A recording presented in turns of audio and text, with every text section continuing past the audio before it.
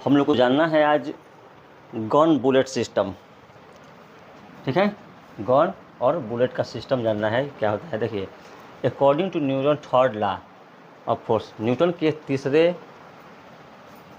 बल के नियम से, ठीक है, ऑन द बुलेट एक्शन, जब बुलेट होता है ना गोली, वो एक्शन में होता है, and the force on the gun is reaction. आप देखते होंगे ना, बंदूक से गोली चलती है तो गोली जब आगे निकलेगी, बुलेट आगे निकलेगी जब, तो बंदूक होता है वो क्या होता है, पीछे की तरफ झटका देता है।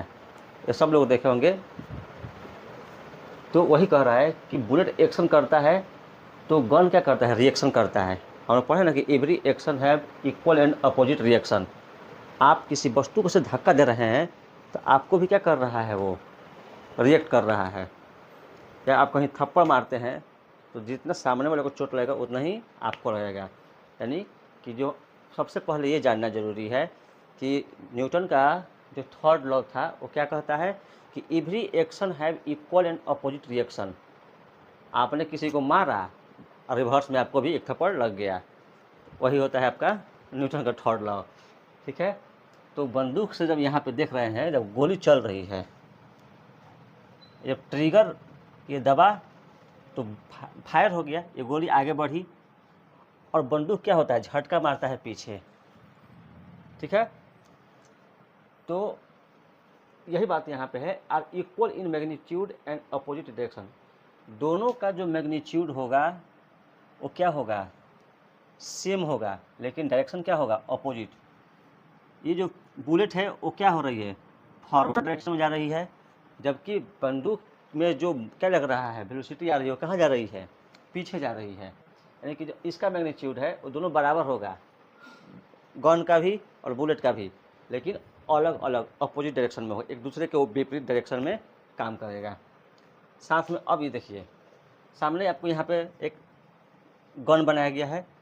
गन में जब फायर हो रहा है तो बुलेट क्या हो रही है, आगे जा रही है। बुलेट को हमने क्या किया है, छोटा एम से डिनोट किया है, जबकि गन को बड़ा एम से। ठीक है, तो आपको दिखाई दे रहा होगा ये हमारा क्या है, वेलोसिटी है। ठीक है, और यहाँ पे वेलोसिटी किसका दिया हुआ है, बुलेट का, और ये गन का। फोर्स ऑन बुलेट, बुलेट पे जो बल लग रहा है वो है। अब है इधर क्या है, अब रिक्वाइल ऑन गन, ये हमारा है रिक्वाइल ऑन गन। देखिए, बाई कंजर्वेशन ऑफ मोमेंटम। ठीक है, मोमेंटम के कंजर्वेशन पर हम देखेंगे तो क्या है, ये हमारा P bullet equal to P gun. यानी कि हमारा यहाँ पे जो क्या है, मोमेंटम है बुलेट का, वो है किसके बराबर, मोमेंटम है गन के बराबर। यानी momentum of bullet is equal to momentum of gun.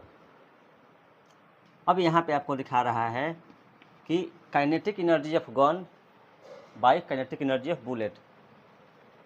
Kinetic energy का उपयोग क्यों किया गया है यहाँ, ये जो हमारा काइनेटिक एनर्जी हो क्यों लग रहा है, क्योंकि बुलेट में क्या होता है, मास होता है, और बुलेट जब फायर होती है तो उसमें वेलोसिटी भी आ जाता है। ठीक है, तो आप काइनेटिक एनर्जी का फार्मूला पढ़े होंगे, के बराबर हाफ mv²। मास भी है और उसमें क्या है, वेलोसिटी भी है। तो इसीलिए क्या है, यहाँ पे बताया गया कि काइनेटिक एनर्जी ऑफ गन को हमने डिनोट किया है छोटे एम से, काइनेटिक एनर्जी बुलेट को क्या किया गया है, बड़े एम से। ठीक है, तो अब आगे कह रहा है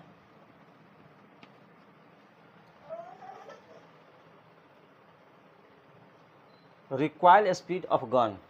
देखिए, हमारा जो वेलोसिटी है, इन स्पीड है, वो क्या है, -m और वेलोसिटी ऑफ बुलेट, यानी कि मोमेंटम ऑफ बुलेट यहाँ पे देखेंगे हम लोग, या magnitude of bullet by m, बड़ा m से हमने डिनोट किया। अब है कि इफ़ नो बुलेट फायर, अगर कोई बुलेट फायर नहीं हो रहा है, पर second is n, if number of bullet, if number of bullet fire पर सेकेंड, यानी कि एक सेकेंड में कितने बुलेट फायर हो रहे हैं उसका संख्या दिया गया n, then force on gun, तब जो गन पे फोर्स लगेगा वो क्या लगेगा, F equal to n into M into velocity of bullet. आप ऐसे भी लिख सकते हैं n equal to n/t।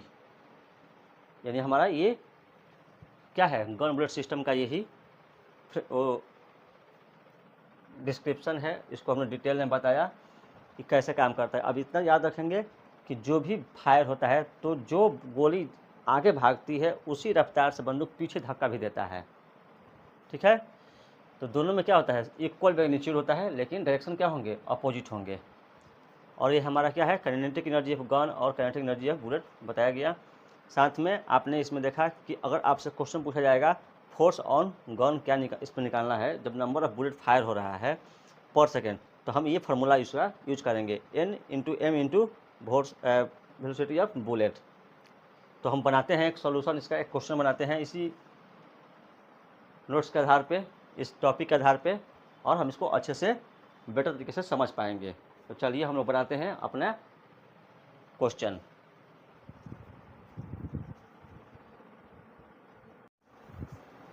A bullet of mass 5 gram is shot from a gun of mass 5 kg।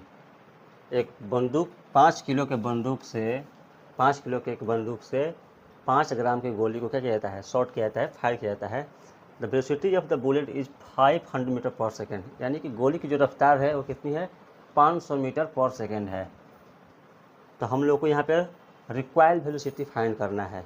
ठीक है, तो हम लोग बनाते हैं इसको। देखिए ये है वो बंदूक, 5 kg की जो बंदूक है, फायर करती है 5 ग्राम की गोली, जिसका वेलोसिटी कितना है, 500 मीटर पर सेकेंड। तो हमको तो ये पता है ना कि मैग्नीट्यूड दोनों का बराबर होगा, आगे गोली जा रही है उसका मैग्नीट्यूड और पीछे बंदूक झटका मार रहा है उसका भी मैग्नीट्यूड क्या है, बराबर है। तो हम लोग क्या करेंगे ना, इसको बनाएंगे अब। तो m1 v1 बराबर m2 v2। ठीक है, ये हम लोग बनाएंगे। देखिए तो अब v1 निकालना है हम लोग को, तो v1 बराबर क्या हो जाएगा, ये हो जाएगा m2 into v2 by m1।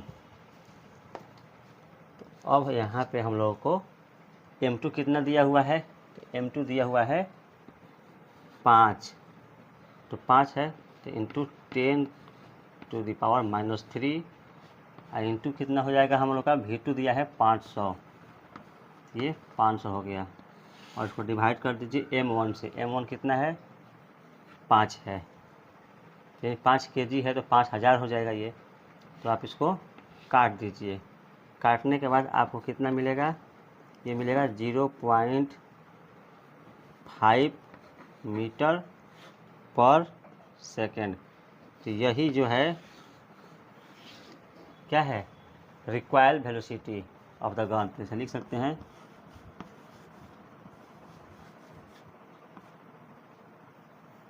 Required velocity of the gun.